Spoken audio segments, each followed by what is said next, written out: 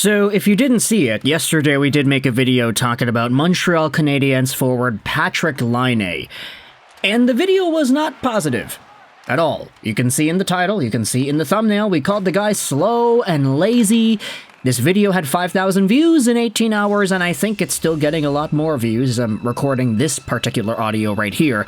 Canadiens fans are awake and starting to look at the content we had uploaded last night. But anyways, Patrik Laine is not going away anytime soon, in terms of him being a player on the team and in terms of being a conversation topic, because yesterday's video was focused more so on Laine's play as of late, and in particular, his benching last night against the Anaheim Ducks.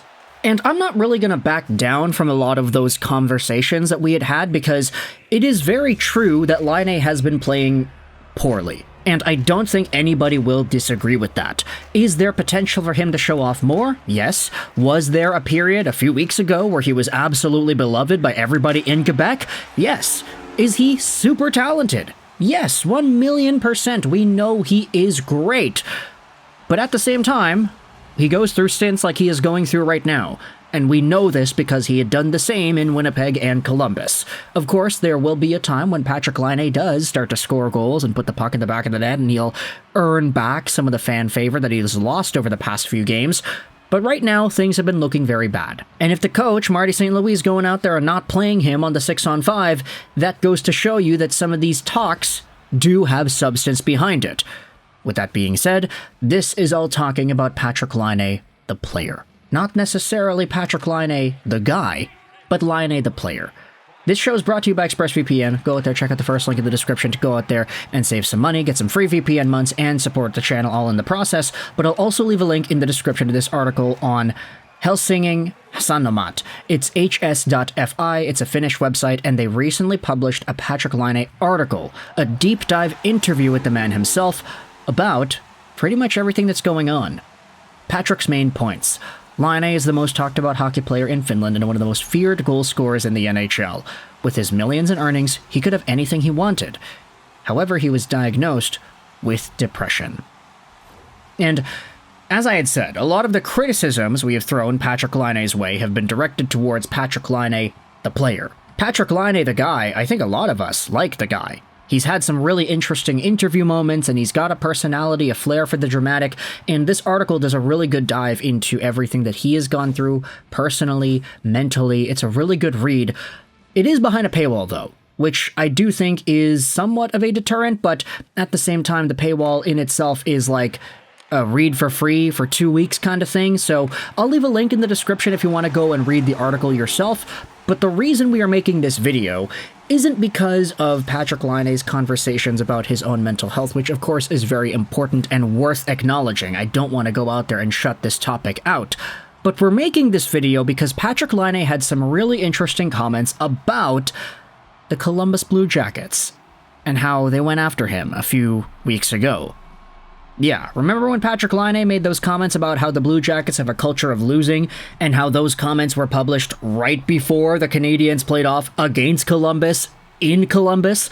Every time Patrik Laine touched the puck, he was getting booed very heavily. The Blue Jackets' in-house video media team canceled the thank you Laine video that they had prepared for him because of the comments, and Zach Werenski in particular was really upset. He spoke out in the media, hey, like, I don't know why he's got to say that crap. Like, we were good friends to this guy. We were a good teammate to this guy. So for him to say that, it's unfair. And also in the game, the Blue Jackets players were going after Laine like crazy. The amount of physical body contact they put onto this dude was more than normal, more than you would expect. They had something out for this guy, and Laine ended up leaving the game with an injury because of it. A lot of people are like, okay, it's a precautionary thing. Like, he's already getting targeted. There's no point in having him in the game. He's already banged up a little bit. Just take him out of the game. And this is where we dive into the comments Laine spoke about in this article about that night. I'll leave a link in the description to another piece on the Hockey News, which gives us the article's quotes without the paywall. This is published by Jason Newland from 2 days ago. Patrik Laine speaks in the comments he made in December about his former teammates and organization. A Finnish online site published a Laine interview today where he opened up about everything he has been through the last few years. It's a very good interview where he is open and honest about his struggles with his mental health and life in general. Columbus Blue Jackets fans are sure to be interested in a few parts of his interview, but there's one part in particular that fans will want to read. So, the article then talks about the same comments that Laine made, the situation, the game, the hits, and this is where Laine goes out there and talks about what happened on that night. Columbus made it hard for Laine. They were extremely physical with him. Not dirty, just physical. Laine himself even took a run at Dmitry Voronkov that ended badly for Laine. He and his stick flew backwards about 10 feet. Laine would leave the game, never to be seen again. In the article, Laine says, "I know for a fact they hit me on purpose." He also says he regrets the comments he made before the game. "I should have left it alone. The reporters were a bit eager for me to say it though," Laine says. Laine finishes off that section of the interview by saying, "I will never say anything negative about any other organization again.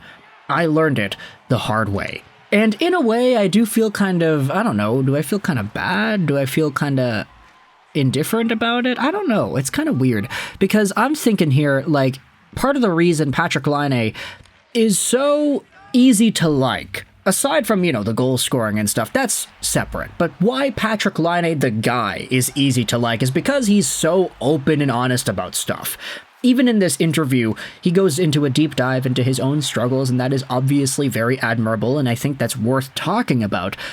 But part of the reason the Columbus interview was so interesting is because, oh yeah, that's Patrik Laine going out there and talking his talk, saying his piece about a team that he ended up leaving and that we knew it wasn't a totally peachy clean situation over there, because there were reported moments that Blue Jackets players wanted this guy out. They wanted to trade Patrik Laine. They didn't feel that they could win with this guy in the locker room. And so to see him bounce back and say, yeah, no, those guys over there, they have a losing culture.